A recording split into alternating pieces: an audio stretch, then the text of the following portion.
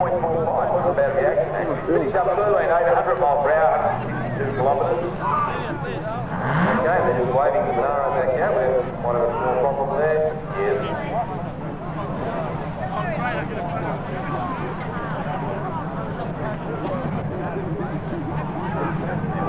Looks like Sonara. Yes, wave Sonara right out. Ran through, did a personal best 8-1, I think it was, at 176 miles per hour. Rocky will soon correct me if I'm wrong. So yeah, Rocky's got to lay down and get down there to talk to him. It's so tall, you know, like the car, top of the car only comes to his kneecap. Gets up there, looks inside, and says, yeah, make sure everything's okay.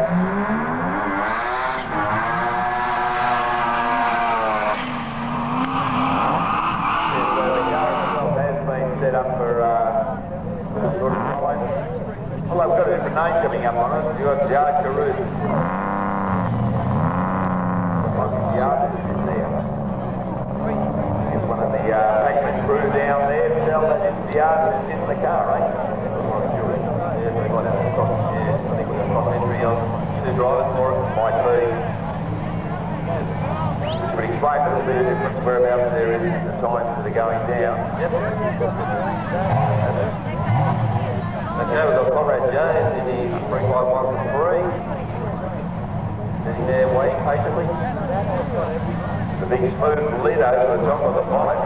There. Enough room on the TV and the video. I think it's one of those earlier ones taken as one of the earlier Fords. Yep. Been extended. Okay, we've got both cars on here.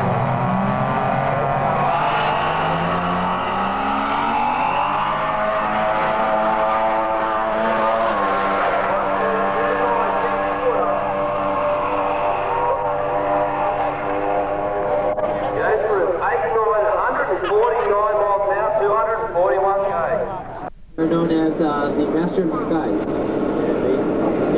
They do this by rushing blood through a skin to change the color in a picture. Some come for the adrenaline rush. Others are car enthusiasts wanting to push themselves to the limit. Whatever the motives, the legal off-street drag racing nights at Melbourne's Calder Park are proving a hit. The nights are designed to get fast cars off the street and onto the track. The idea really came from America, when the police gave people tickets, not for speeding, but not for money, but to go to the drag strip and get whatever bugs them out of their body. Because a lot of people own a good car and they never can let it, you know, like a horse, you can never let it get going, you know, and it becomes frustrating. So we took that idea on to escalate what we were doing, and it's worked very well, and it's a way of getting kids off the street dragging on the streets, which does kill a lot of people. There are a certain number of people here that have said that they will not race out in the street anymore. They come here because they know if anything does happen, we're there instantly, and we have a very good crew. The drag racing nights give drivers a chance to put their tinkering to the test. For others, it's simply a case of curiosity. Just how fast can their cars go? Just the excitement, you know, the rush and the adrenaline rush of driving down the straight. Yeah, I don't know. Boys and their toys. It's got an R31 GTSR. It's a rare edition, so it's got a few bits and pieces, but it's also got an R33 engine in it, which is the prize bit. So we'll see how it goes. It's kind of a bit of a macho thing at times, but we like it, you know. We don't spend our money on drugs and that, you know, spend it on cars. That's the way it goes. What is our work ute, our delivery ute, so our Dominator work ute, so we're just seeing what it's going to run. It's the new VY SS Commodore, so we'll see how it goes. The feature nights attract between 150 and 200 entries, with many drivers lining up at the front gates an hour or two prior to opening. Organisers continue to be amazed at the range and quality of cars lining up. A lot of the people there, they do the work themselves. They work on their cars, they spend enormous amounts of money, and they're very, very proud of their cars, and so they should be. But some of the work on those cars is mind-boggling. It is beautiful work. Some of the engineering that goes in, and from proper engineers too, is amazing. This one stands out from the pack, and you are no doubt the very proud owner. I'm actually just one of the drivers. The owner is Peter, but yeah, I was involved with the build. You mean to say that the owner lets you drive his car? Oh yeah, oh definitely. And what's the story with the baby seat in the back? That's a nice Baby feature. seat? Helps it go fast? No, it's actually a street car, so when the little bloke's around as well, we'll put him in the back and he comes cruising with us. Another attraction at the legal off-street drag racing is the chance to race against one of the world's fastest women of the track, Paula Elstrick, in the Monaro. Elstrick unofficially broke the women's land speed record 3 years ago, reaching over 575 kilometres per hour in the Aussie Invader 3 jet car. Racing a female adds extra spice to the night for some of the drivers. I haven't had any problems so far. I suppose sometimes I think it's a bit of a contest to beat a female, but I hate to be beaten, so I'm very competitive. So there's nothing worse, I suppose, than being beaten by a female. So it's good value. Bob Jane's vision to make the drag racing nights a safe option for car enthusiasts is clearly a hit, with a growing number of young drivers taking to the controlled racing environment. Pretty good, yeah. It's better than I guess on the street, because a few accidents been occurred because I go to the illegals as well, and a few accidents have occurred, so it's way better.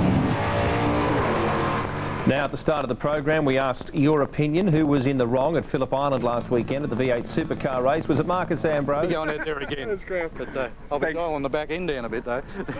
Thank you very much, Graham. More and more are turning to the internet, recording their antics for the whole world to see. Brad Gustafson reports on a highly dangerous practice police just can't seem to control.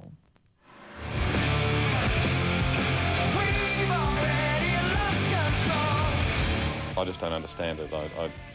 Even in my time as being a hoon, I just regard that as being childish. It's terrible, it's disgusting. You're going to kill someone at some stage.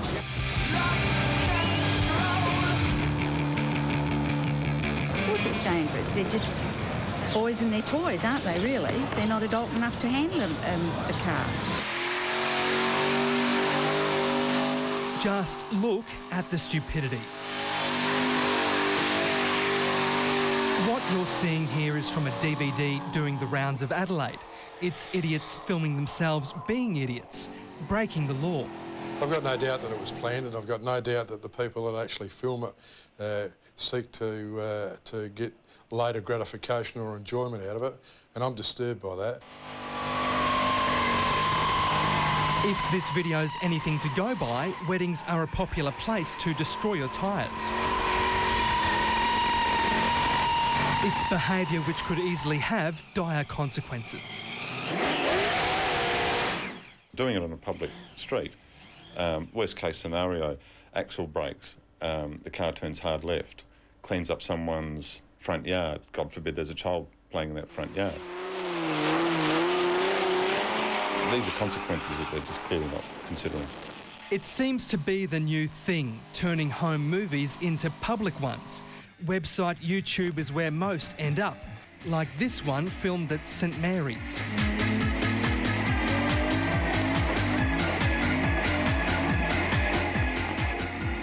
What they're doing is intentionally going out with the intent of then putting it on YouTube. You know, grow up, boys. It's a bit tiresome. Cameron Waring is from the Australian Driving Institute. He says these hoons just don't seem to consider the safety of others. Standing around and cheering it on, and, you know, I'm not going to have a crack at their intellect, but it doesn't demonstrate that they're safe-minded people. I wonder how long it's going to be before members of the public grow tired of this quite idiot behaviour. We showed the video to people in town today, most already sick of this behaviour. Where we live, we get the smell of the smoke from the tyres, and they do it all the time, but we never see any police cars there at all. Well, it's ridiculous, isn't it? And the cars should be taken off the road. Disgusting, yeah. They shouldn't be allowed on the road. Should never get a licence. They just encourage each other to do one step further and one step further, and ends up carnage somewhere. SA Police says if they could identify the hoons, they would go after them. Superintendent Tony Rankin. Certainly, if anybody has any information that might lead to the identification of these people, I'm quite willing to listen to it. But the tough part is the makers of these videos often go to a lot of effort to hide their identity. spectators would need to come forward, which is highly unlikely. Cameron Waring reckons there's one solution. If these blokes want to race on the public roads, they should do it legally, just as he's doing in this weekend's Classic Adelaide Rally. If you really want to have a go, roll your sleeves up, produce a proper car, go and do an event, compare yourself to people who know what they're doing, and then you get a real idea where you're at. And I can tell you, doing that on a public road is just bloody stupid.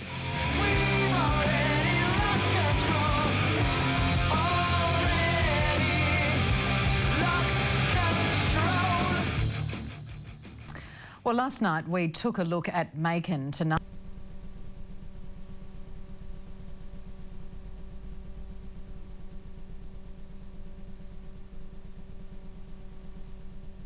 Machines and custom cars. If you want results, Unique Cars is the answer.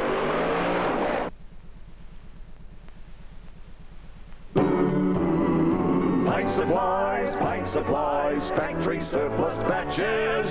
You pay less at Paint Supplies for cans with dents and scratches. Paints for this and paints for that, for town and country too. One call on the dog and bone, it's on the road to you. And when you see how much you save, you won't believe your eyes. Just off West Lakes Boulevard, we're talking Paint Supplies. Welcome back. How good would you look in one of these t-shirts? You can check it out on the website, and while you're there, you can check out the latest DVDs. Catch you then. Welcome to Riders Life. Here's an update on Classical Gas. We've repainted all the chassis, as you can see there, all nice and shiny now, and got all the chrome plating back and stainless steel bolts. So we've started to assemble a few of the bits and pieces, just starting to mock it up, the front end here, using a bit of timber just as the shockers until we get it all sorted out and work out all the nuts and bolts, because we have to replace them all. I've got a bucket full of them, so we're just going through matching them. One of the problems I've come up against is with the re-chroming of the axle here, you get a bit of chrome build-up up on the top, and it's only maybe a thou or two, not very much at all, but it's enough so that you can't get the original washer down there. So we just got to maybe sand the top there and sand the bottom, or maybe take a bit off the washer. But that's one thing you've got to be aware of when you're re-chroming. Even with your nuts, sometimes it's a good idea to tape them up with some electrical tape. Otherwise you've got to run a tap over them again. We've also got the engine back. As you can see, the engine's been stripped, all the paint taken off it. Now it's ready for a repaint, and we can start rebuilding it. We'll be doing that at Saliba Engineering with Charlie Saliba and Robbie Ratliff. Got the windows out, firewall, cleaning all those up, replacing. There's a couple of them that are cracked, got slight cracks in them, so we're replacing that. Diffs out, that's in 100 pieces. I don't know if you can see in those corners there, but I had the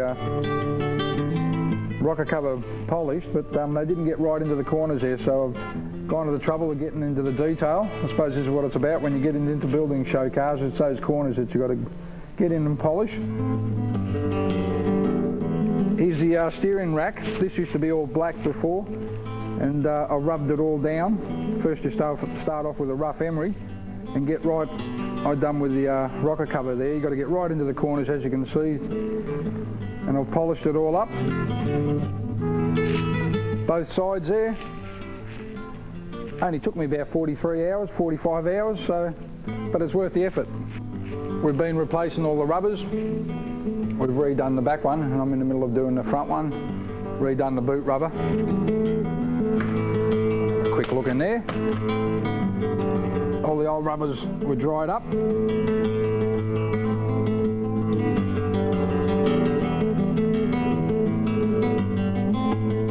We replaced all around there.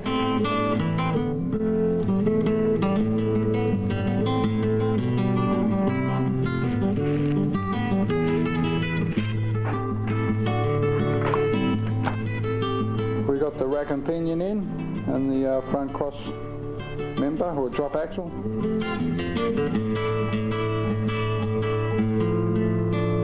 Stub axles and the front forebar or hairpin.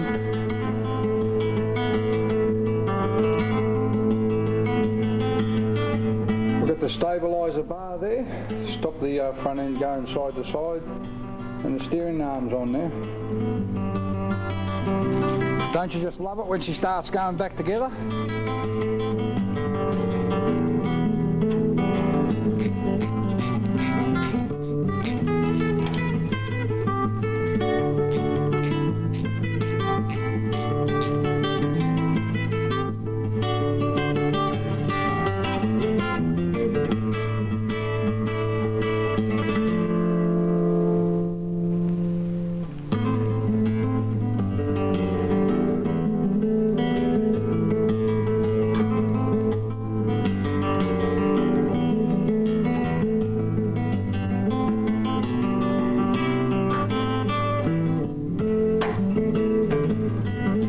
Nice tight fit.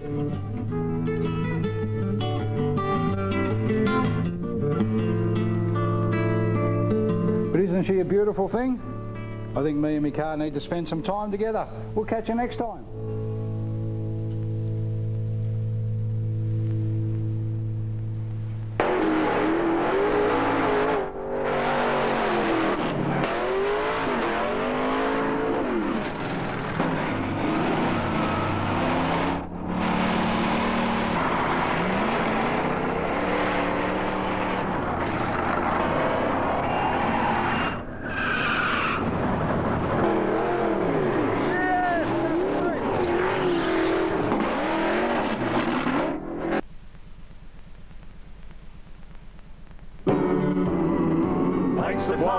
Paint supplies, factory surplus batches. You pay less at Paint Supplies for cans with dents and scratches. Paints for this and paints for that, for town and country too. One call on the dog and bone, it's on the road to you. And when you see how much you save, you won't believe your eyes. Just off West Lakes Boulevard, We're talking Paint Supplies.